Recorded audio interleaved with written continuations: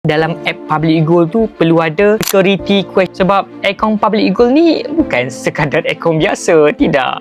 Dalam akaun ini ada rekod simpanan emas, ada transaksi pembelian dan ada emas, aset emas yang kita kumpul sedikit demi sedikit. Jadi bila Public Goal tambah satu ciri keselamatan seperti security question, ini sebenarnya bukti bahawa Public Goal serius untuk menjaga keselamatan akaun customer dia.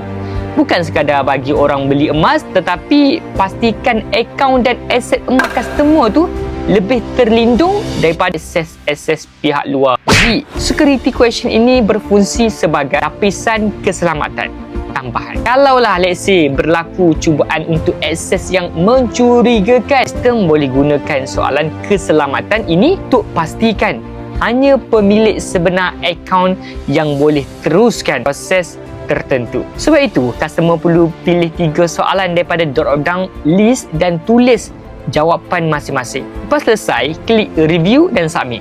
Pilih soalan yang jawapannya mudah kita ingat tapi susah untuk diteka. Jangan guna jawapan yang terlalu umum ataupun yang orang luar pun boleh tahu melalui media sosial kita. Jadi, security bukan menyusahkan kita, tidak.